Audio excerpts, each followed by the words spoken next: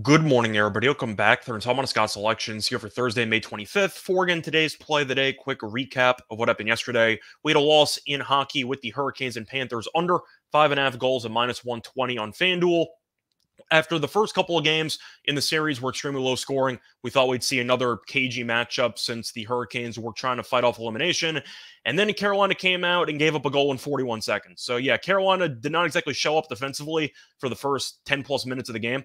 And at that point, it's pretty tough to come back from for us. Now, we still had a shot there, even with the 3 goals in the first period and the 5 goals in the first 30 minutes. There were still only 5 goals with less than 4 minutes to go in regulation. So we had a thought of maybe getting a miracle win. Didn't work out, though. Carolina did score with about 3 minutes and 30 seconds left. They lost the game anyway. Kachuk scored the game winner with 5 seconds left. But still, point is Carolina defensively really kind of screwed us because, once again, they no-showed the first period. And then the game kind of slowed down after that. But by then, it was too little too late. Picked up a loss, look for a winner here on Thursday. And for today's play today, going back to hockey, going to look at Game 4 between the Golden Knights and the Stars, taking place at around 8 p.m. Eastern Time. And for this game, going to take the Golden Knights on the money line at plus 101 on Bet Online. Time recording of 3 a.m.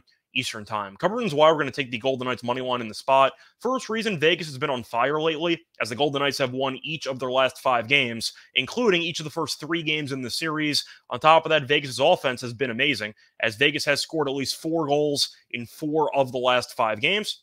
We know they have a lot of weapons, whether it involves Eichel or Marchessault or Stone. They got a lot of guys, and it does seem like other defenses are having a hard time of stopping them. And I think that might be the case once again in this game because the Golden Knights have had the much better goalie so far, statistically speaking, in the playoffs.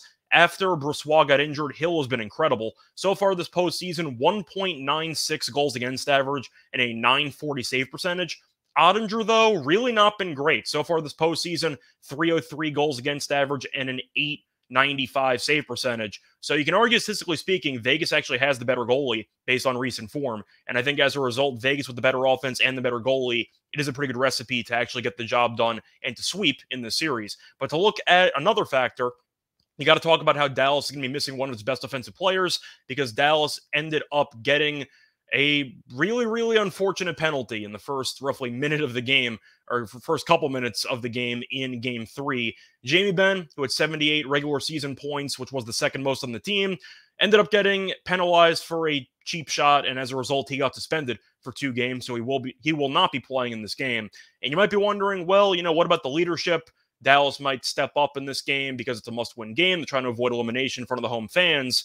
The thing about that, Jamie Benn, also the team's captain. So their captain is suspended after playing less than a minute in Game 3. And as a result, I think Dallas is actually a pretty good candidate to roll over and die here in Game 4. But to go through a stat here or a trend, which I think is pretty telling of Dallas, the Stars are 1-7 straight up in the last 8 games against teams with winning percentages above 60%.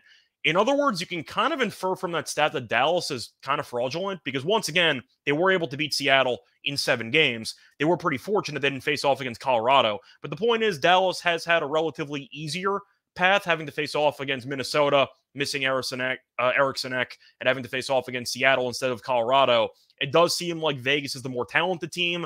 I think the better coach team. I think Cassidy's a much better coach than DeBoer. But at the end of the day, you're going to give me a Dallas team missing one of its best players that has the inferior goalie so far in the series against an offense that's been surging and a team that, once again, has really had Dallas's number the entire series.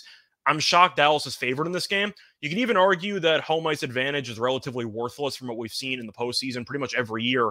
And I think as a result, Vegas will take the energy out of the building early. They'll go up early and they'll win the games. Play that once again here for Thursday, May 25th is going to be on the Golden Knights money line at plus 101 on Bet Online. Bye, everyone.